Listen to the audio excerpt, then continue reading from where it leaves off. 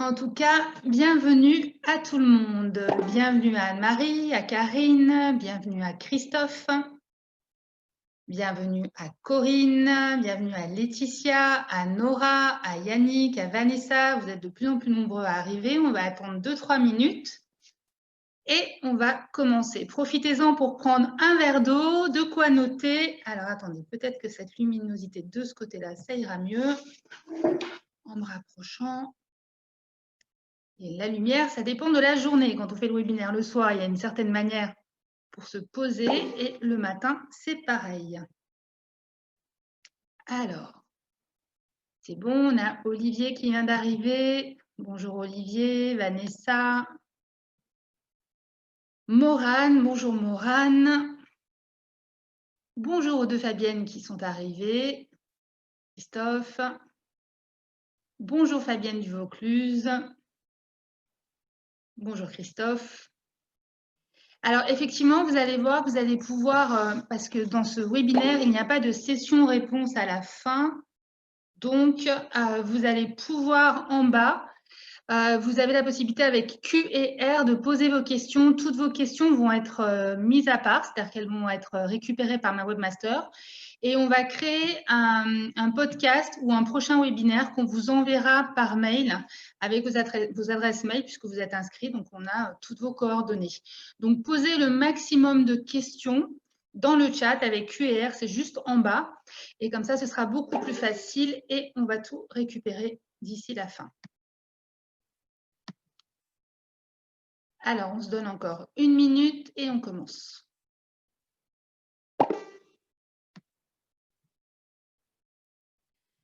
Alors, on a de la chance, on a un soleil à Marseille merveilleux, mais bon, là, c'est vrai que c'est un peu trop présent. Allez, on va commencer. Donc, je vais vous partager mon écran. Voilà, c'est parti, parti. Hop, depuis le début. Alors, encore une fois, bienvenue à vous toutes et à vous tous pour le webinaire « Comment détecter et prévenir le burn-out ». On en a à peu près pour 1 heure ensemble. Donc, ce que je vais vous proposer de faire, c'est vraiment de mettre dans le chat à côté si vous me voyez, si vous m'entendez bien, si la vidéo est OK, si le son est bon. OK ? Pour que ce webinaire vous apporte le maximum de valeur et que ce soit vraiment plus intéressant pour vous, je vous propose de mettre de côté Facebook, de couper Facebook, de couper les chats, de couper les portables ou sinon de mettre sous silencieux. Également de porter un casque ou des écouteurs, de prendre un verre d'eau surtout et de quoi noter. Pour tous ceux qui vont rester jusqu'à la fin de ce webinaire, il y aura un cadeau qui sera offert à tous les participants, c'est-à-dire que dès la réception de l'email demain ou après-demain, vous allez avoir en plus la possibilité de faire le test. Est-ce que vous vivez un burn-out ou pas ? Alors, à qui s'adresse ce webinaire que nous allons avoir ensemble aujourd'hui? C'est simplement si vous êtes DRH, manager ou directeur. Si vous souhaitez en savoir plus sur comment détecter le burn-out, vous avez déjà constaté que dans vos équipes, plusieurs personnes sont à la limite de vivre un burn-out et vous ne savez pas comment faire, vous ne savez pas si c'est un burn-out ou si c'est autre chose. Vous avez mis en place le télétravail et vous vous êtes rendu compte que pour faire de la prévention pour le burn-out, c'est un petit peu plus compliqué parce que vous n'avez pas la possibilité de gérer à distance comme vous le faisiez quand vous étiez en présentiel. Donc, vous avez envie de faire de la prévention pour le burn-out pour éviter les arrêts de maladie dès la sortie du confinement. Vous avez également des salariés qui sont déjà en arrêt de maladie et vous souhaitez les faire accompagner dès leur retour pour éviter une rechute et vous ne savez pas comment leur proposer. Ou tout simplement, actuellement, vous vous sentez épuisé, vous ressentez les premiers symptômes et vous voulez en savoir plus sur le burn-out. Vous avez autour de vous des personnes qui sont à la limite de vivre un burn-out et vous souhaitez comprendre ce qu'elles sont en train de vivre parce que ce n'est pas évident quand on vit avec quelqu'un qui est à la limite de vivre un burn-out ou qui en a déjà vécu un. Et également, vous êtes à la limite de vivre un burn-out ou vous en avez vécu un et vous souhaitez vous faire accompagner et trouver de nouvelles solutions. Alors attention, avant toute chose, ce webinaire ne se substitue pas à un avis médical. Il est essentiel, si vous constatez que certaines des caractéristiques qui vont vous être présentées lors de ce webinaire sont justement des caractéristiques que vous avez, d'aller voir votre médecin qui vous donnera un diagnostic médical pour écarter tout risque de maladie organique ou de maladie psychique. Alors, comme je vous l'ai dit tout à l'heure, notez dans le chat toutes les questions dans Q et R en bas et j'y répondrai dans un podcast qui vous sera envoyé la semaine prochaine. Alors aujourd'hui, qu'est-ce que nous allons voir? Nous allons voir les raisons pour lesquelles le burn-out est en augmentation dans les entreprises. Qu'est-ce que le burn-out? Comment le reconnaître? Et surtout les ingrédients qui vont vous emmener petit à petit, vous ou vos équipes, vers un burn-out. Alors, pour pouvoir présenter ce webinaire, je vais vous parler un petit peu de moi, qui je suis. Alors, moi, je suis Laurence Vircevic, je suis experte en savoir-être et en leadership. Et j'accompagne depuis plusieurs années les cadres, les managers et les dirigeants qui sont à la limite de vivre un burn-out ou qui en ont déjà vécu un. Mais c'est surtout des personnes qui ont compris qu'il était essentiel de travailler sur soi pour justement vivre une nouvelle étape de leur vie. Car après un burn-out, il y a toujours un cadeau caché et il y a une nouvelle étape qui se présente. Alors, mon parcours professionnel, j'ai commencé par un BTS de designer textile. Ensuite, j'ai fait un BTS NRC. Bon, ça, c'est peu importe. Ensuite, j'ai travaillé pendant 25 ans dans plusieurs grandes entreprises au niveau national et international. Je pense que j'ai tout fait ce qu'on peut faire dans la vente et dans le commerce. J'étais négociatrice, vendeuse, acheteuse, agent immobilier. Enfin, bon, j'ai créé aussi une entreprise pendant plusieurs années. Ensuite, le dernier poste que j'ai occupé, j'étais business analyst dans un grand groupe américain. Et là, effectivement, il s'est passé quelque chose d'important pour moi. C'est-à-dire qu'il y a eu un avant et un après ce poste, puisque j'ai vécu un burn-out. Alors, comment ça se fait que j'ai vécu un burn-out à ce moment-là? C'est tout simplement que je vivais sous une pression, mais permanente. J'avais du mal à gérer mon temps, j'avais du mal à gérer mon stress, j'avais du mal à gérer mes émotions. La communication avec ma hiérarchie et la communication avec les autres devenait de plus en plus compliquée. J'étais souvent en conflit. J'avais un manque de reconnaissance de la part de ma hiérarchie et puis petit à petit, voilà, le stress, la difficulté à gérer le stress, j'ai sombré petit à petit, tout doucement et je suis allée vers ce burn-out, c'est-à-dire qu'un mardi matin, je me suis réveillée dans mon lit et je me suis retrouvée paralysée du cou jusqu'au bout des pieds, sans pouvoir bouger, sans pouvoir rien faire. J'ai été hospitalisée pendant 3 semaines et en réalité, j'avais une chute de tension qui était très importante puisque j'étais à peu près à 6,4 de tension à l'entrée de mon hospitalisation. Les médecins se demandaient comment je faisais pour tenir debout. Et à la sortie, je crois qu'au bout de 3 semaines, on a réussi à faire monter ma tension à peu près à 9-10.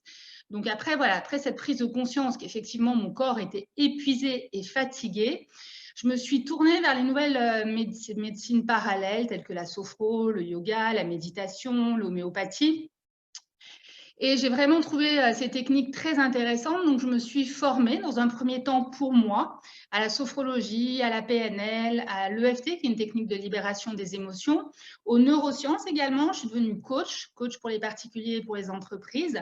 Et avec toutes ces formations, à un moment donné, je me suis dit, il est peut-être temps aussi d'aider les autres et de changer complètement de domaine d'activité professionnelle. J'ai ouvert un cabinet, un premier à Marseille et un deuxième à Aix-en-Provence, où là, j'ai accompagné à peu près 250 personnes. Et sur ces 250 personnes, j'en ai accompagné 190 qui étaient en train de vivre un burn-out ou qui en avaient déjà vécu un. Donc, les médecins dans l'arrondissement où j'habitais à Marseille, où j'avais le cabinet, et avec qui j'étais en relation, m'ont envoyé leurs patients. Et petit à petit, avec cette personne-là et avec toutes les techniques que j'avais à mon actif, j'ai créé une méthode qui s'appelle la méthode Respire et avec laquelle j'ai accompagné toutes ces personnes en cabinet. Au fur et à mesure des accompagnements, j'ai commencé à prendre conscience qu'effectivement, le burn-out était une conséquence. C'est-à-dire qu'il y avait des choses qui étaient mises ou non mises avant en place et petit à petit, les personnes allaient naturellement vers un burn-out. Donc, en travaillant également avec l'intergénérationnel, j'ai compris qu'effectivement, pour éviter d'aller jusqu'au burn-out, il était essentiel de travailler sur son savoir-être et développer le leadership chez les managers, les cadres et les dirigeants et pareillement aussi chez les salariés pour pouvoir justement retrouver cet enthousiasme, cette énergie et pouvoir être performant dans son travail. Et à ce moment-là, par rapport à ce que j'avais fait comme constat, ce constat-là, j'ai créé justement le centre de formation du savoir-être et du leadership à Marseille, avec lequel je donne des formations depuis 3 ans dans les entreprises. Ce qui se passe actuellement, pourquoi aujourd'hui je reviens à la méthode Respire et à l'accompagnement du burn-out, c'est parce que depuis que le télétravail a été mis en place, depuis le mois de mars, j'ai de plus en plus de DRH, de managers, de dirigeants qui me recontactent et qui me disent « Laurence, il paraît que vous avez accompagné avec le burn-out, vous nous avez dit ça il y a quelques temps, est-ce que vous pouvez remettre en place ces accompagnements ?» Et c'est vrai qu'au fur et à mesure des demandes qui commencent à s'accumuler de plus en plus, du coup, je me suis dit, bon, bah voilà, je vais reproposer ça à mes clients et c'est aussi l'objectif de ce webinaire aujourd'hui. Alors, on y revient. Pourquoi je fais ce webinaire? Je fais aussi ce webinaire parce que je vois que dans les entreprises, il y a de plus en plus cette incompréhension vis-à-vis du burn-out et par rapport aussi aux personnes qui sont en train d'en vivre. Parce que la plupart du temps, on confond burn-out et dépression. C'est ce qu'on verra tout à l'heure dans les slides suivantes. Et également, il est essentiel pour moi d'apporter aux DRH, aux managers, aux directeurs et également aux salariés des clés pour informer, pour prévenir, afin de mieux gérer en amont avant d'en arriver à la phase d'épuisement total. Et aussi, il est important de comprendre ce qu'est le burn-out dans l'entreprise afin de pouvoir aider ses collègues ou un membre de son équipe quand on constate que l'un d'entre eux est en train de le vivre. Mais également, c'est pareil pour notre vie personnelle. C'est-à-dire que si mon conjoint ou ma conjointe est en train de vivre un burn-out, le fait de savoir et de connaître déjà quels sont les signes, c'est beaucoup plus pertinent après de pouvoir lui donner des solutions et de l'aider à s'en sortir. Alors aujourd'hui, ce qu'on constate, ce que j'ai constaté dans l'entreprise et ce qu'on voit au quotidien, c'est qu'effectivement, 1 salarié sur 2 est épuisé. Également, plus d'un Français sur 3 déclare avoir déjà fait un burn-out au cours de sa carrière. Mais la question qu'on a en droit de se poser, c'est est-ce que c'est vraiment un burn-out? Parce que le terme burn-out n'est pas souvent compris. Donc, nous allons voir ça dans notre webinaire et on continue. Alors, les raisons pour lesquelles le burn-out est en augmentation dans les entreprises. Le monde du travail a changé. Aujourd'hui, on ne travaille plus de la même manière. On ne demande plus la même chose à nos salariés, à nos collègues, à nos équipes, la même chose que ce qu'on demandait il y a quelques années. Tout a évolué. La nouvelle technologie est arrivée, est mise en place. Donc, il y a eu des changements. Et ces changements sont en grande part responsables de l'épuisement professionnel que les salariés vivent au quotidien. Alors, il y a les journées qui sont à rallonge ou qui sont décomposées avec des surcharges d'heures qui sont beaucoup plus importantes. La fatigue s'installe petit à petit et cette fatigue va engendrer un stress. Et ce stress, à terme, parce que le burn-out, c'est ça, c'est l'accumulation du stress que je vis dans la journée qui va engendrer petit à petit, justement, l'épuisement professionnel. On constate qu'en entreprise aujourd'hui, que 7 salariés sur 10 déclarent avoir un travail nerveusement fatigant. 92% des cadres doivent se concentrer sur de longues périodes. 75% sont amenés à décider très vite. 47% des cadres ont du mal à gérer leurs priorités. 79% d'entre eux sont constamment interrompus dans leur travail. Et c'est ce qui va justement accroître la sensation de fatigue, le stress permanent. Alors, qu'est-ce qui a changé? La charge de travail a changé, il y a eu un accroissement, une intensité, une complexité de la charge de travail, on ne travaille plus de la même manière. Aujourd'hui, le collectif a laissé la place à l'individuel. Le management va être basé plus sur des objectifs. Alors ça, c'est hyper important parce que moi qui donne des formations en savoir-être et en leadership aux managers et aux dirigeants dans de grands groupes, j'avais vraiment envie de vous mettre cette partie-là parce que pour moi, un bon manager, c'est quelqu'un qui est capable de reconnaître les ressources et les capacités de ses collaborateurs sur le chemin entre un objectif donné et l'atteinte des objectifs. Aujourd'hui, ce qui se passe, c'est que quand un salarié n'atteint pas ses objectifs, on va tout de suite mettre le doigt sur le fait qu'il n'a pas atteint ses objectifs. Alors que pendant ce chemin, pendant ce parcours d'un point A à un point B pour l'atteinte de son objectif, la personne a acquis des compétences, des ressources. Elle a peut-être développé de nouvelles compétences. Donc, c'est important pour la personne qui justement parcourt ce chemin du point A au point B, justement d'être dans la reconnaissance de ce qu'elle est en train de vivre. Un exemple, si par exemple je dois travailler avec Micheline qui est au service marketing et moi je suis au service service commercial, on n'a pas la même manière de communiquer, on n'a pas la même manière de travailler ensemble. Donc, qu'est-ce qui va se passer? Quand je vais contacter Micheline, moi, je vais avoir mon attitude de commercial et elle va avoir son attitude de responsable marketing ou de chef de produit. Donc, on ne va pas du tout dialoguer de la même manière, on ne va pas utiliser les mêmes mots. Et il est important pour moi d'arriver à communiquer avec Micheline correctement pour pouvoir justement arriver à terme et réussir le projet qu'on a décidé de mettre ensemble en place. Justement, je vais trouver de nouvelles ressources, je vais trouver de nouvelles compétences pour arriver à mieux communiquer avec elle, ce qui va faire qu'au fur et à mesure, plus tard, je vais pouvoir voir Micheline dans les couloirs et lui dire bonjour et être vraiment dans une communication tournée vers l'ouverture avec elle et même créer une cohésion et créer un lien. Et ça, c'est hyper important.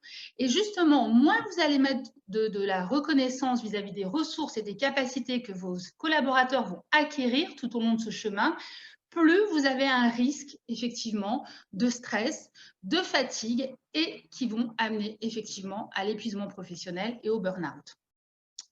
On a également l'abandon de certains critères de qualité. Aujourd'hui, le client est traité, alors c'est ce que j'ai mis par-dessus la jambe parce que c'est ce que les commerciaux avec lesquels je travaille me disent généralement. On ne traite plus le client de la même manière. Aujourd'hui, on parle de rentabilité, on parle de productivité, on parle de diminution des coûts. Et effectivement, quand on a des personnes qui sont très perfectionnistes, c'est pour ça que je vous ai mis attention au perfectionnisme, parce que les personnes qui vont aller au burn-out, vers un burn-out, sont des gens qui sont très perfectionnistes, qui pour eux, la qualité de leur façon de faire est très, très importante. C'est-à-dire que si je suis en relation avec des clients, en tant que perfectionniste, j'ai envie que tout soit bien fait. Être performant, être parfait dans ma communication avec mon client, de pouvoir lui répondre à ses besoins, lui apporter une solution très rapidement. Okay. L'humain n'est plus au cœur des équipes. Aujourd'hui, chaque salarié est un numéro dans l'entreprise. C'est très facile de pouvoir licencier, de trouver quelqu'un d'autre qui sera à un coût moins élevé pour l'entreprise, qui aura plus de compétences, qui sortira de l'école. Mais c'est aussi, alors je ne dis pas que toutes les entreprises le font et sont comme ça, mais ce qu'il y a, c'est que comme dans les médias, on entend de plus en plus cet argument, automatiquement, le salarié qui est en place se met une pression de malade. Et en fin de compte, plus il se met une pression, moins il va avoir de possibilités à gérer cette pression et plus ce stress et cette pression va s'installer et on arrive au burn-out à terme. Également, le travail est plus intellectualisé, c'est-à-dire, et aussi avec les nouvelles technologies, on est sollicité de partout. C'est-à-dire qu'auparavant, quand on avait envie d'imprimer un document, on n'avait pas la même technologie que maintenant. C'est-à-dire qu'on devait monter au 2e étage, donc on bougeait, le corps était en action. C'était beaucoup plus, c'était mieux pour le corps parce que plus vous bougez, plus vous pouvez éliminer ce stress qui s'accumule dans la journée. Le fait de rester assis derrière son ordinateur, à juste cliquer sur un bouton et avoir l'imprimante qui est à 1 mètre de moi, automatiquement, je bouge moins, je fais moins circuler l'énergie et le mouvement dans mon corps. Et du coup, petit à petit, ce stress ne s'évacue pas et effectivement, je vais vers l'épuisement professionnel. Alors, je vais vous parler justement par rapport à tout ce que je viens de vous donner comme cas. Je vais vous donner des cas concrets. Okay. Donc, on va parler de Stéphane. Stéphane se considère comme indispensable. D'ailleurs, c'est ce qu'on n'arrête pas de lui dire, son manager, ses collègues, non, tu ne peux pas prendre de congé, on a besoin de toi, on ne peut rien faire sans toi, qu'est-ce qu'on va faire si tu pars 15 jours en vacances? Ce n'est pas possible, tu ne peux pas partir. Et pour que l'entreprise fonctionne bien, il doit tout surveiller lui-même. Donc, il est du type en analyse transactionnelle de soi parfait, c'est-à-dire qu'il accepte mal que tout ne soit pas fait à sa façon. Mais Stéphane, il n'a pas le temps de tout faire. Il y a trop de choses qui demandent son attention. C'est une attention particulière et immédiate. On pourrait dire que Stéphane a de la difficulté à déléguer et qu'il ne se rend pas vraiment compte de ses limites. Stéphane tient à donner à tous ses clients un meilleur service possible. Il sait qu'il compte sur lui et il ne veut surtout pas les décevoir. Donc, il gère toutes les demandes faites par mail, par téléphone et en plus les post-it que son N+1 lui a laissés sur son bureau. Malheureusement, il constate que souvent, il ne peut pas répondre à toutes les demandes faites dans la journée. Ses moyens sont insuffisants. Il en est très, très frustré et se sent de moins en moins performant car il n'arrive pas à faire de son mieux. Les demandes s'entassent, il reste de plus en plus tard au bureau, n'arrive plus à gérer ses journées et surtout, Stéphane ne prend aucune pause. Et Stéphane a de la difficulté à définir et surtout à sentir ses limites réelles. Il a tendance à le nier, à les ignorer au lieu d'en tenir compte. Et il ramène toutes ces difficultés chez lui le soir. Et de plus en plus, l'ambiance dans sa vie privée se dégrade de plus en plus. Effectivement, c'est ce qui se passe quand on commence à vivre un épuisement professionnel.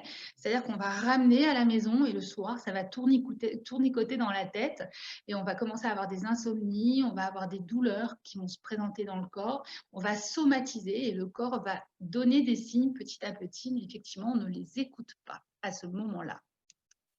On va parler également de Olivia. Alors, tous les commerciaux ou directeurs commerciaux vont comprendre exactement ce que je dis. Alors, Olivia est une commerciale. Elle est commerciale dans la même entreprise depuis des années et pour elle, son travail est très important. Mais au fur et à mesure des années dans son entreprise, tout a changé. Il y a pas mal de choses qui ont changé. C'est-à-dire que l'assistante commerciale a été supprimée, la machine à café a été supprimée, les bouteilles d'eau à disposition ont été supprimées. Donc, avec ses collègues, elle a acheté une nouvelle machine, elle paye elle-même ses capsules, elle ramène elle-même sa bouteille d'eau, c'est-à-dire quand elle reçoit ses clients, c'est à ses propres coûts. Donc déjà, il y a un peu un manque de reconnaissance de la part de l'entreprise qui, elle, dans un but de rentabilité et justement de diminuer les coûts, agit un peu négativement sur l'état d'esprit d'Olivia petit à petit. Et donc, les avantages personnels ont diminué, son travail a augmenté, c'est-à-dire qu'elle n'a plus d'assistante, Olivia. Donc, elle est obligée de faire le travail de son assistante. Elle a des process de plus en plus longs à suivre à la lettre. Elle fait tout son administratif, alors que le rôle d'un commercial, c'est de vendre, c'est de ramener du chiffre. Et pour un commercial, faire de l'administratif, ça lui demande énormément. Elle a tous les dossiers à suivre en cours, elle a les clients à contacter, trouver de nouveaux clients, décrocher de nouveaux contrats, gérer la fidélisation de tous ses clients, répondre aux mails, au téléphone, assurer les rendez-vous, aller aux réunions qui lui font perdre un temps fou. On lui change son fichier client tous les 6 mois parce qu'il ne faut surtout pas qu'elle se repose sur ses acquis. Elle a depuis quelque temps des troubles de la mémoire, de l'attention, de la concentration, de la compréhension, de l'organisation, de la planification et de la synthèse. Et elle a de plus en plus de difficultés à prendre des décisions et à réussir à atteindre ses objectifs.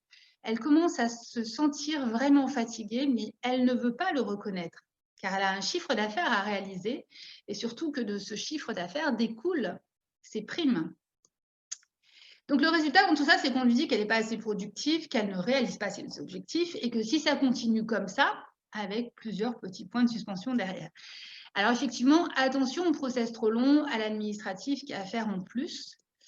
Et justement, en plus, son manager lui remonte sans cesse les points négatifs en réunion devant tous les autres pour bien appuyer en croyant que cela va l'aider à remonter ses chiffres. Mais bien au contraire. Elle commence par se dévaloriser et elle se dévalorise de plus en plus. Elle se noie dans son planning, n'arrive plus à se concentrer. Elle ne dort plus la nuit car elle repense sans cesse à sa charge de travail, à ses objectifs à réaliser. Elle a de plus en plus de difficultés à gérer tout ce stress. Elle commence à avoir des troubles gastro-intestinaux, des troubles alimentaires et des troubles du sommeil. Elle n'a plus aucune motivation. Elle se sent aller de plus en plus vers une incapacité à réaliser tout ce qu'on lui demande. Alors maintenant qu'on a vu tout ça, ça va être beaucoup plus clair pour pouvoir répondre à cette question. Qu'est-ce que le burn-out et comment reconnaître le burn-out? Alors le burn-out, c'est un terme qui a été employé par le psychiatre américain Herbert Freudenberger, qui a défini ça comme une brûlure interne. C'est un peu comme un incendie qui se passe dans son corps. Donc, c'est dû au stress chronique que l'on subit au travail. Et c'est vraiment physiologique, ce n'est pas psychologique. C'est-à-dire que c'est vraiment les symptômes dans le corps que le corps va vivre petit à petit qui vont amener cet épuisement professionnel. Le corps est fatigué et cette fatigue va avoir un impact sur le moral. La personne a des doutes sur ses compétences, sur ses qualités d'appréciation d'elle-même. Elle devient de plus en plus irritable et de l'épuisement émotionnel va venir s'appuyer l'épuisement physique. Le burn-out n'apparaît pas brutalement dans la vie, c'est vraiment une progression. On va le voir tout à l'heure avec les différentes étapes, mais il y a vraiment 4 phases avant d'en arriver au burn-out. Réagir le plus tôt possible et mettre en place des stratégies qui permettent à la personne stressée de se reposer, de récupérer, de s'éloigner de la source de stress pour éviter une longue période de maladie est une des premières solutions. Alors, les 4 phases. La première phase du burn-out, c'est la phase d'alarme. C'est vraiment le stress qui va être le premier signe de cette phase de burn-out. C'est-à-dire qu'il va se manifester de manière répétée. On va voir tout à l'heure l'homéostasie. Vous allez comprendre pourquoi il est essentiel de se mettre en repos dès qu'on a de plus en plus de stress dans la journée. La deuxième phase, c'est la phase de résistance, c'est-à-dire que le corps de la personne va s'habituer au stress qu'elle vit quotidiennement. Mais surtout, ce qui est intéressant, c'est que dans cette phase de résistance, la personne est complètement dans le déni, c'est-à-dire que même l'entourage lui dit, mais tu es épuisé, tu es stressé, tu cries tout le temps, tu n'as pas l'air bien, tu devrais te reposer. Ah, tu vois, regarde là, tu as une bronchite, la semaine dernière, tu as encore eu autre chose. Ce serait peut-être temps de te reposer. Non, non, non, non, je vais bien, tout va bien, j'ai du travail, je ne peux pas m'arrêter. La personne est vraiment dans ce déni-là. Donc, si vous avez autour de vous quelqu'un qui est dans le déni, ben, vous voyez effectivement qu'elle arrive dans cette phase de résistance. Et quand on arrive dans la phase de résistance, il est essentiel, c'est-à-dire de travailler et sur la phase d'alarme et sur la phase de résistance, travailler à ce moment-là, à mettre en place de nouvelles attitudes et de nouvelles habitudes, parce que si on ne le fait pas à ce moment-là, mais on arrive à la phase de rupture. La phase de rupture, c'est vraiment, voilà, l'organisme a atteint la limite de ses capacités de résistance. Les symptômes qui étaient dans la phase 1 commencent donc à réapparaître, alors qu'on croyait dans la phase 2 que ça avait disparu, puisqu'on était complètement dans le déni. Donc, il est nécessaire de réagir rapidement car ces mécanismes deviennent donc irréversibles et peuvent s'installer en phase de burn-out. Et donc, la quatrième phase, effectivement, c'est la phase de burn-out, c'est-à-dire que l'individu finit par s'épuiser. Alors là, vous voyez, au départ, on avait dit que les symptômes étaient plus physiques au départ, effectivement, mais plus les symptômes physiques s'installent, plus ils vont devenir psychiques. Donc, en effet, puisque le système de défense de la personne est complètement dépassé, la personne n'est plus capable d'affronter le stress chronique. C'est vraiment le burn-out. La personne se sent épuisée, constamment angoissée. Elle perd confiance en elle et elle perd toute motivation. Elle devient même cynique, c'est-à-dire qu'elle n'est même plus concernée par rapport à si elle a un ami ou un collaborateur qui vient lui raconter quelque chose qui est douloureux, elle arrive à prendre du recul, elle ne se sent plus du tout concernée par ce que les autres vivent. Elle est complètement détachée et elle est vraiment, voilà, c'est dans la dépersonnalisation envers autrui et envers elle-même. Elle ne se rend surtout plus compte ni de ses limites, ni de son état. Alors, on a parlé de l'homéostasie tout à l'heure, donc c'est important que je vous explique cela. C'est vraiment d'un point de vue physiologique. C'est-à-dire que l'homéostasie, c'est tout corps laissé à lui-même sans aucune contrainte extérieure, revient spontanément à l'état d'équilibre et de bonne santé quand on le laisse tranquille. Qu'est-ce que ça veut dire?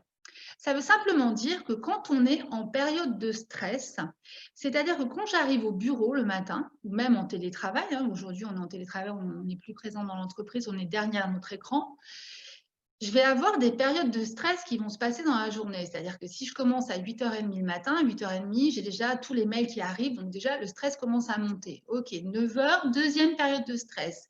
9h30, troisième période de stress. 10h, 11h, 13h, 15h. C'est-à-dire que toute la journée, je vais être sollicitée de partout. Et qu'est-ce qui se passe pendant ces périodes de stress que je suis en train de vivre?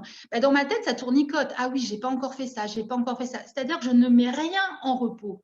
Donc, comme je ne mets rien en repos, le corps ne peut pas justement utiliser l'homéostasie, qui est quelque chose de naturel pour lui, c'est-à-dire de revenir à un état de calme, de paix et justement de sérénité. L'homéostasie, c'est ça. C'est par exemple quand vous vous coupez, vous allez nettoyer la plaie, vous allez mettre un peu de mercurochrome et vous allez laisser pendant quelques jours, la plaie va se reconstituer, c'est-à-dire que la blessure va se reconstituer d'elle-même et vous allez voir, la peau va se remettre et ça va cicatriser. En une semaine, vous n'avez plus rien. C'est ça l'homéostasie, c'est la capacité au corps justement à revenir à un état d'équilibre et de bonne santé. Donc, quand on est dans cette période de stress, pour justement ne pas arriver à l'épuisement professionnel, il est important d'instaurer dans des journées de travail des temps de pause, des temps où je me pose vraiment, des temps où je me consacre à moi, je respire, je vais faire un tour, je vais faire du vélo, je vais faire un jogging, je prends un temps de pause qui est nécessaire. Soit je suis dans un repos complet, soit je vais marcher dans la nature, je fais autre chose. Je ne suis pas derrière mon bureau à regarder sur Facebook ou à regarder sur le net ce que je vais acheter pour Noël pour mes petits-enfants ou mes voisins ou mes copains ou copines. Pas du tout. C'est un repos total. C'est une déconnexion avec ce que je suis en train de vivre pour justement permettre à cette homéostasie du corps qui est naturelle de permettre au corps de revenir à justement plus de tranquillité, plus de sérénité et surtout de pouvoir repartir après dans la journée, de pouvoir assumer sa journée de travail. Alors le burn-out, comme on l'a vu, c'est vraiment un épuisement du corps et non une dépression ni une maladie psychique. Ça ne veut pas dire que quelqu'un qui vit un burn-out ne peut pas faire une dépression. C'est-à-dire qu'au départ, le burn-out n'est pas une dépression. Mais si on ne fait rien, petit à petit, la personne peut aller vers un état dépressif. Donc, il s'agit au départ de maladies aux symptômes très physiques qui touchent des personnes auparavant en bonne santé. C'est-à-dire que ce n'étaient pas des personnes qui avaient des idées noires dès le départ. Hein. C'était des personnes, voilà, on le verra tout à l'heure, mais la personne qui vit un burn-out, c'est quelqu'un d'hyperactif, qui est tout le temps, voilà, qui est dans la perfection, qui est tout le temps dans le travail, tout le temps en train de répondre aux sollicitations des uns des autres. Donc, c'est quelqu'un qui est vraiment dans son activité professionnelle. Et la maladie est très sournoise car les premiers symptômes ne sont pas forcément liés à un organe précis ou bien considérés indépendamment. Ces premiers signes peuvent être imputés à une ou plusieurs maladies. C'est-à-dire, cette phrase, qu'est-ce qu'elle nous indique? C'est important de prendre conscience que notre corps nous veut du bien. Alors, ça paraît toujours un peu bizarre quand je l'explique, mais notre corps va nous envoyer des signes. C'est-à-dire, comme on a vu tout à l'heure l'homéostasie, le corps, à un moment donné, ne peut plus gérer tout ce qu'on est en train de lui donner. La fatigue, le stress, le manque de sommeil, tout à gérer, voilà, tout ce qu'on a, la gestion des émotions, tout ce qu'on a besoin de vivre, à un moment donné, quand ça s'entasse trop, le corps ne peut plus rien faire.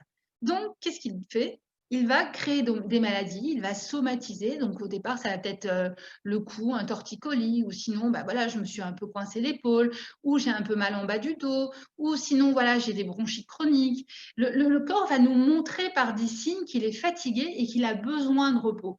Et effectivement, ce n'est pas une maladie spécifique qui va déclencher le burn-out.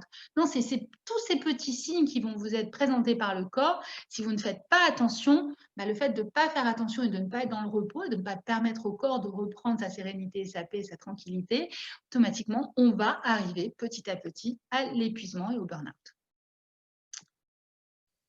Alors justement, je vous ai fait un tableau en plus qui n'était pas prévu, mais j'avais envie de vous mettre ça en plus aujourd'hui. C'est la différence entre le burn-out et quelqu'un qui fait une dépression. C'est vraiment pour que vous puissiez comprendre la différence. Okay, donc à gauche, on a la personne qui vit un burn-out et à droite, on a la personne qui vit une dépression. Donc la personne qui vit un burn-out, elle a peu de conscience du trouble. Elle est dans le déni, c'est ce qu'on avait vu tout à l'heure. Alors que celle qui vit une dépression, elle reconnaît être en souffrance, c'est-à-dire qu'elle n'arrête pas de le dire, elle est souvent dans la plainte, elle est souvent en train de dire « Oh là là, mais c'est difficile, j'y arrive pas, c'est trop compliqué, la vie elle est trop dure ». Puis on le voit, c'est quelqu'un qui ne va pas être dans le mouvement, qui va être plutôt lui par contre ou elle en repos. La personne qui vit un burn-out ou qui va aller vers un burn-out a de plus en plus de difficultés dans la hiérarchisation des tâches. Elle a une mauvaise organisation, elle a une hyperactivité, alors que la personne qui vit une dépression a plutôt une perte de repères et des désintérêts pour tout ce qu'elle fait. Et surtout, elle est dans l'absence et elle est dans la pénibilité. La personne qui vit un burn-out veut tout faire toute seule, alors que celle qui vit une dépression est plutôt dans la procrastination, dans la délégation et surtout, elle a beaucoup d'oubli. C'est-à-dire qu'elle oublie tout ce qu'elle a à faire. Okay, et elle va déléguer, elle va donner aux autres et elle va mettre du temps, elle va procrastiner. Elle va dire non, je ne vais pas faire aujourd'hui, je vais faire demain. Alors que la personne qui est en train de vivre un burn-out, elle est hyperactive, c'est-à-dire qu'elle veut tout faire, tout gérer, comme on a vu tout à l'heure le cas de Stéphane. La personne qui vit un burn-out est en prise de risque intempestif. Alors que justement, la personne qui vit une dépression, c'est pas du tout la même chose. C'est que tout est une montagne pour elle. Tout est, voilà, il y a une inhibition. Elle est vraiment dans la peur. Elle ne va pas aller dans le risque. OK ? Personne qui vit un burn-out est hyperactive d'une façon psychique. Elle est surtout centrée sur son travail, alors que la personne qui est en dépression va plutôt être avec des questions existentielles, le ralentissement psychique généralisé, difficulté à penser. Ensuite, la personne qui vit un burn-out, le temps est trop court et ingérable, c'est-à-dire qu'elle n'a le temps de ne rien faire. C'est-à-dire qu'il y a tellement de choses qui viennent, il y a tellement de choses à gérer qu'elle n'a pas le temps, quoi. Elle est dépassée et elle se suradapte surtout. Alors que la personne qui vit une dépression, elle, plutôt, le temps est interminable. C'est-à-dire que c'est vraiment long, les journées sont longues. Tu ne te rends pas compte, une journée de 24 heures, mais c'est énorme. C'est trop long, quoi. Alors que la personne qui vit un burn-out n'a pas le temps. Une journée de 24 heures, pour elle, c'est parce que pour la personne qui vit le burn-out, c'est pas une journée de 12 heures, hein, c'est une journée de 24 heures. C'est-à-dire qu'elle commence très tôt, elle finit très tard. Et même la nuit, puisqu'elle tournicote, elle pense, elle a du mal à dormir, donc elle est encore en train de penser à ses problèmes de travail, à ce qu'elle a réussi à gérer ou pas gérer. C'est pour ça que je disais 24 heures. La personne qui vit un burn-out est d'humeur instable et passe de la jubilation à une affliction profonde. Vous pouvez même les confondre parfois avec des bipolaires parce que l'état émotionnel passe du tout génial au tout pas bien, quoi. Alors que justement, la personne qui est plus dans une dépression, ça va être vraiment une dépression permanente et profonde. C'est vraiment linéaire. L'état dépressif est linéaire. C'est-à-dire qu'il ne va pas y avoir des pics où la personne va aller bien et moins bien. Le burn-out, la personne qui vit un burn-out est plus dans une instabilité émotionnelle, elle est irritable, autoritaire, intolérante, alors que la personne qui vit une dépression, il y a plutôt des pertes de sentiments permanents et douloureux, elle est plus dans la dépendance. Et également, la personne qui vit un burn-out perçoit le stress, les contraintes du travail comme la seule cause de sa souffrance, alors que la personne qui fait une dépression, pour elle, c'est tout le monde, quoi. C'est à cause de tout le monde si elle est en dépression. Alors effectivement, il y a des traumatismes, il y a des problèmes hormonaux, ça peut être héréditaire, il peut y avoir des sensations de souffrance qui sont sans cause et ou certaines qui sont avec cause et qui amènent à une dépression. Et la personne qui vit un burn-out, vous avez vu, c'est l'installation qui est progressive, alors que la personne qui est en dépression est plutôt dans un état permanent de dépression. Alors, les principaux phénomènes qui s'instaurent quand on vit un épuisement, c'est surtout qu'on a une perte de contact avec soi-même, on s'oublie soi-même. Le deuxième point, c'est qu'on ne tient plus compte de ses propres besoins et de ses propres limites. Donc, en résumé, les signes du burn-out, c'est effectivement la fatigue. Alors, de toute façon, vous aurez les slides, hein, donc je ne vais pas vous lire tout ce qu'il y a. Voilà, mais c'est effectivement la fatigue physique et émotionnelle, les troubles de la mémoire, de l'attention, l'impatience, la perte d'envie et de plaisir. On a de plus en plus de perte d'entrain, de baisse d'absence, de motivation. On a aussi une incapacité à réaliser ses objectifs. On a des douleurs qui sont diffuses, des symptômes qui sont variés, une fatigue qui est particulière. On a de plus en plus aussi le sommeil qui ne va pas être réparateur, alors qu'on sait justement, les neurosciences expliquent bien que c'est dans son sommeil qu'on a une régénération des cellules et que c'est un sommeil réparateur qui permet justement de pouvoir entamer sa journée dans l'enthousiasme le lendemain matin au réveil. Et on va avoir de plus en plus de troubles gastro-intestinaux, de troubles alimentaires, de troubles de sommeil. La personne aussi qui vit un burn-out va créer aussi des addictions la plupart du temps pour pouvoir tenir. Addiction à la cigarette, addiction à l'alcool, voilà. Alors, ce n'est pas dans tous les cas, mais c'est vrai que généralement, pour pouvoir tenir, la personne devient un peu plus addicte. Le burn-out, alors attention, c'est pour moi qui ai vécu un burn-out, ça c'est mon point de vue, mais c'est un point de vue que je porte haut et fort, c'est-à-dire que le burn-out est une invitation au changement. Alors effectivement, c'est peut-être difficile pour les personnes qui sont en train d'en vivre un, ou par exemple, quand on a un conjoint ou conjointe ou ami qui est en train de vivre un burn-out, dire « Attends, c'est une invitation au changement, c'est un peu facile de dire ça, quoi. La personne, elle a un mal-être, elle n'est pas bien. Comment tu veux dire que c'est un changement radical et positif pour la personne ?» Effectivement. Mais le burn-out, ça vous invite à mettre en place des changements dans votre vie. Comme je vous ai dit tout à l'heure, votre corps ne vous veut pas du mal, au contraire, il vous veut du bien. C'est-à-dire que s'il vous envoie des signes de fatigue, s'il vous montre qu'effectivement le stress que vous êtes en train de vivre est trop difficile pour lui et qu'il n'a pas cette capacité par rapport à l'homéostasie de revenir à un état naturel de tranquillité et de paix, effectivement, si vous ne comprenez pas ça, il ne va pas y avoir un avant et un après burn-out. Mais du moment où vous prenez conscience que c'est un changement, c'est une invitation au changement d'attitude et d'habitude que vous avez dans votre vie qui aujourd'hui ne sont plus là pour vous élever, mais au contraire, ces habitudes et attitudes vous écrasent et ne vous portent pas, ne vous élèvent pas, ne vous permettent pas de grandir, ni même dans votre travail, ni même dans vos relations aux autres, alors effectivement, ça va être difficile de sortir de ce burn-out et vous allez le vivre comme quelque chose de négatif. Mais pour l'avoir vécu, je peux vous dire qu'il y a toujours un avant et un après. Et l'après est juste génialissime quand on met les bonnes attitudes et les bonnes habitudes en place. Alors, les 8 ingrédients qui vous emmènent au burn-out, effectivement, c'est nier ses limites. C'est-à-dire, non, moi, je peux tout faire, je peux tout gérer, aucun problème, quoi, je peux tout. Se croire indispensable à tous.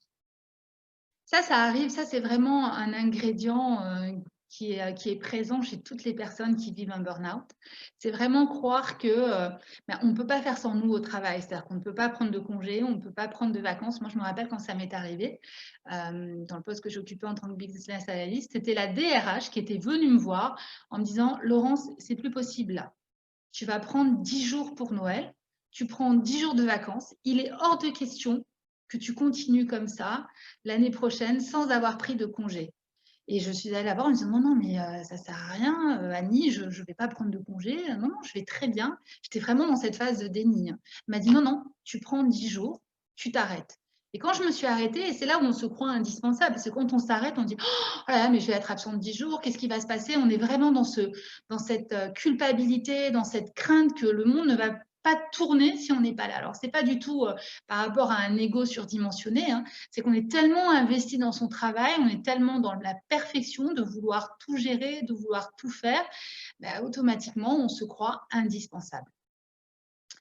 Refuser son impuissance à aider tout le monde. On ne peut pas aider tout le monde. Et c'est là où justement il est essentiel, avant d'arriver à vivre un burn-out, à être jusqu'à l'épuisement professionnel, de prendre conscience que parfois, il est nécessaire de savoir dire non.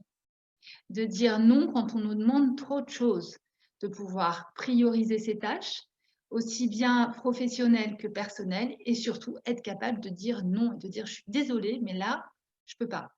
Quand j'aurai un moment, je veux bien t'aider ou je veux bien t'apporter la solution, mais pour le moment, là, ce n'est pas possible. La personne a du mal à définir sa valeur personnelle, c'est-à-dire qu'elle va plus s'intéresser à ce que les autres vont lui dire d'elle-même que ce qu'elle pense d'elle-même. C'est-à-dire qu'elle va définir sa valeur par rapport au regard des autres et non par rapport à ce qu'elle pense elle-même de ce qu'elle vaut. Et elle va, voilà, c'est ça, elle va se définir aussi à travers les besoins des autres. Elle va négliger ses vrais besoins.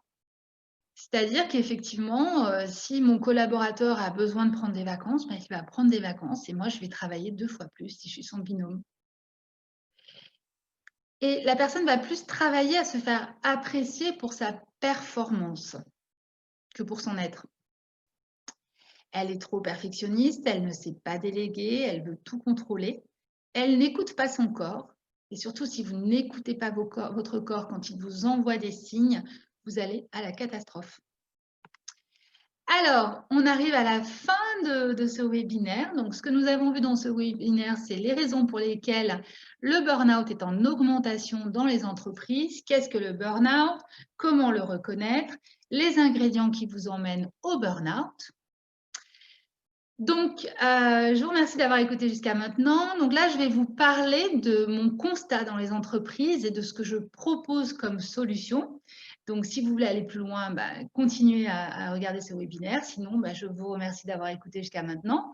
Donc, effectivement, si vous êtes manager, dirigeant, DRH, et que vous avez constaté que certains de vos salariés sont à la limite de vivre un burn-out, et vous avez du mal à gérer avec le télétravail les symptômes du burn-out parce que vous ne pouvez pas définir si tel ou tel collaborateur est en souffrance au travail, puisqu'il n'est plus en présence dans l'entreprise. Et vous aimeriez justement proposer quelque chose, mais vous ne savez pas comment faire, ni quoi. À ce moment-là, moi, mon constat aujourd'hui que je fais par rapport à tous les cadres, les managers et les dirigeants que je coach au quotidien, et toutes les formations que je donne dans les entreprises, c'est qu'effectivement, il est difficile pour les DRH, les managers, les dirigeants de parler de burn-out à ses collaborateurs. C'est-à-dire que dès qu'on va parler d'accompagnement ou de formation, alors là, ça devient très, très difficile. Je le vois bien même avec la formation de savoir-être et de leadership que je propose en entreprise.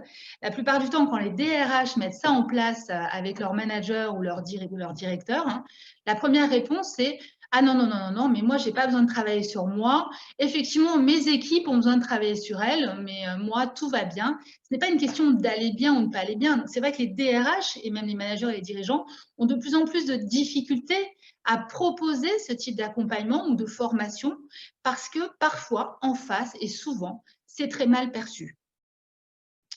Ensuite, il est difficile de faire la différence entre la dépression et le burn-out. Comme on a vu tout à l'heure, ce n'est pas les mêmes symptômes ni les mêmes caractéristiques. Et aussi, la plupart du temps, c'est que mes clients me disent « Ah oui, oui, non, mais attendez, moi je veux bien hein, qu'on se rende compte que la personne, elle fait un burn-out et tout, mais si elle s'arrête de travailler, qu'est-ce qu'on va faire ?»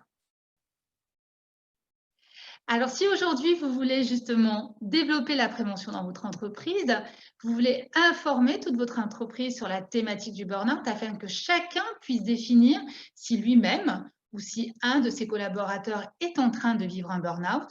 Et si bien sûr, après avoir informé votre entreprise, vous voulez mettre en place un coaching pour vous ou vos collaborateurs, je vous propose deux solutions. C'est-à-dire qu'avec burnoutfrance.com, on propose deux solutions pour les entreprises et les particuliers.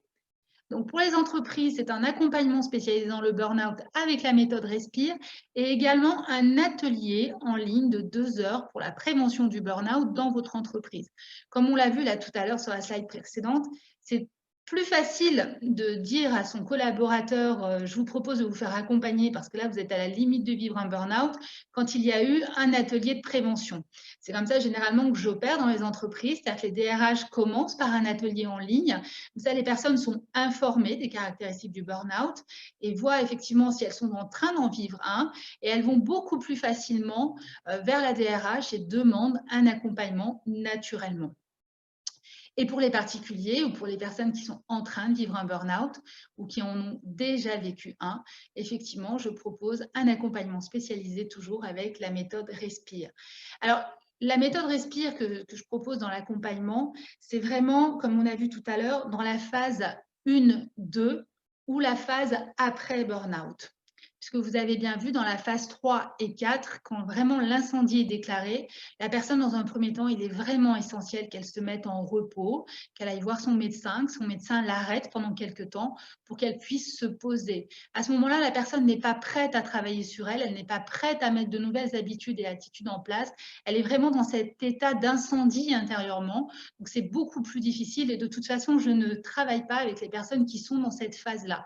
J'attends plutôt qu'elles aient eu un suivi médical et ensuite, après, dès qu'elles retournent au travail et qu'elles sont prêtes à travailler sur elles et à prendre conscience de ce qui s'est passé et analyser la situation avec elles autrement et de mettre en place les attitudes et les habitudes, automatiquement, le travail est beaucoup plus facile et il y a beaucoup moins de rechutes. C'est-à-dire que mon constat aussi, je ne vous en ai pas parlé, mais ça, c'est important que je le dise, c'est-à-dire que quand on vit un burn-out, quand on commence avec le traitement médical ou avec un suivi avec un psychiatre, on va faire ça pendant 3-4 mois et puis on va aller mieux. On va se dire, bon, bah, super, comme on a eu l'aide des médicaments, on va se dire, super, je peux retourner au travail, tout va bien se passer. Mais on retourne au travail, effectivement, mais on retourne avec les mêmes habitudes et les mêmes attitudes qu'avant.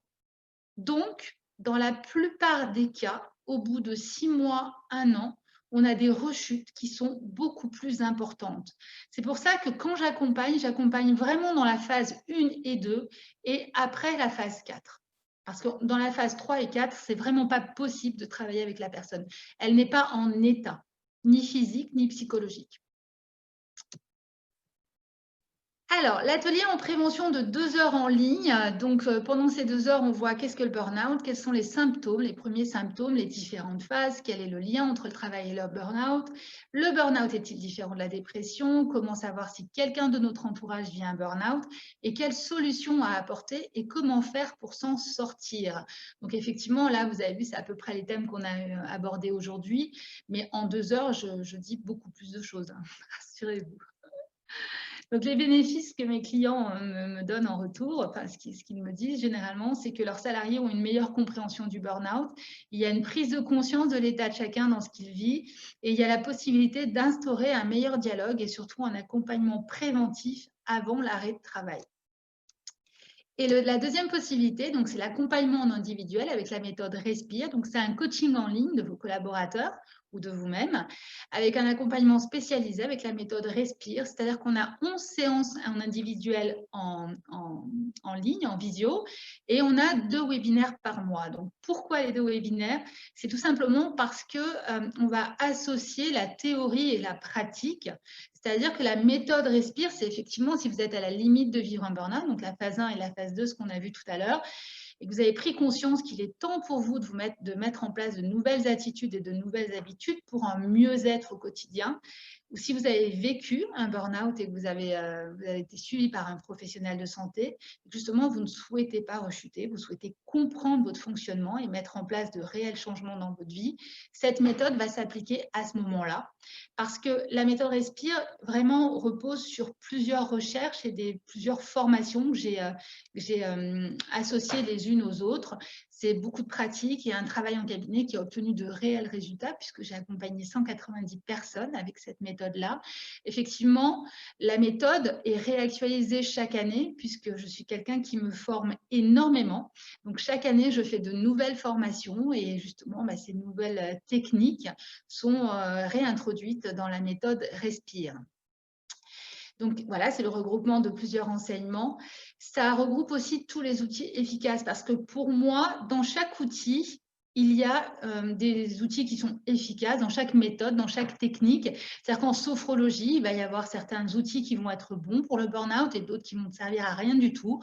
En PNL, en EFT, en neurosciences, en coaching, c'est exactement la même chose. Donc, ce que j'ai fait pour pouvoir créer cette méthode, c'est que j'ai repris tous les outils, les techniques qui me sentaient vraiment adéquates par rapport à la problématique du burn-out pour pouvoir trouver les bonnes solutions et pouvoir apporter un mieux-être à terme et une réelle transformation. Donc, cette méthode, surtout, c'est pour ça que je vous parlais de la phase 1, 2 et la phase après, la phase 4, bien après, parce que cette demande vraiment de l'implication de la part de la personne qui vient consulter et une réelle envie d'engagement et surtout de la mise en pratique des outils ou des techniques proposées. Parce que la théorie, c'est bien, mais c'est vraiment dans la pratique. C'est-à-dire que si effectivement, vous savez, pour guérir le burn-out, si vous pensez que c'est juste de la théorie, vous prenez des tonnes de bouquins qui existent sur comment guérir le burn-out, vous lisez votre livre et vous attendez. Mais ce n'est pas comme ça que ça se passe.